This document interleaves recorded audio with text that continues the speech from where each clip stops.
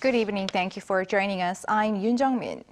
We start with international efforts to maintain stability on the Korean Peninsula. South Korea and the defense ministers and representatives from all the UN command member states initiated their meeting in Seoul and jointly declared to stay united against any hostility or attack challenging the security of South Korea. Defense correspondent Choi Min-jung reports. South Korea and the UN command member states have vowed unity against challenges posed on the Korean Peninsula.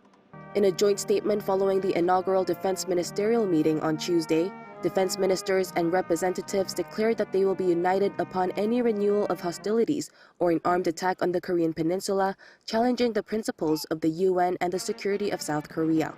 The member states reaffirmed that the promise and spirit of the 1953 Armistice Agreement continues to be necessary for the protection of peace and democracy on the Korean Peninsula today, as it was in the past.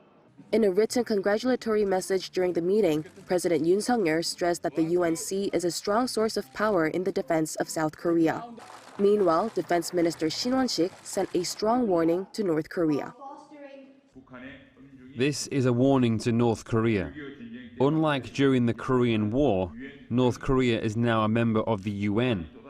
Therefore, if it illicitly invades South Korea again, it will be attacking the UNC, a self-contradicting move for a UN member state. Shin added that Pyongyang's provocations are bound to be followed by strong punishment from the international community centered on the UNC. He also stressed that countries that help North Korea will receive the same punishment. This was echoed by the U.S. Defense Secretary, who expressed deep concerns about the recent growth in military cooperation between North Korea and Russia. The DPRK is providing lethal aid to Russia to fuel Putin's cruel war of choice against Ukraine. And Russia is providing more support for the DPRK's wide-ranging illicit activities. Now, these activities do not just threaten the ROK, they also erode the rules-based international order that has brought prosperity and peace for the past 70 years. South Korea on Tuesday hosted the first ever defense ministerial meeting with UNC member states. Defense ministers and representatives of 17 UNC members attended the meeting. The UNC was set up in 1950 to support South Korea against North Korea and now oversees the Korean War Armistice.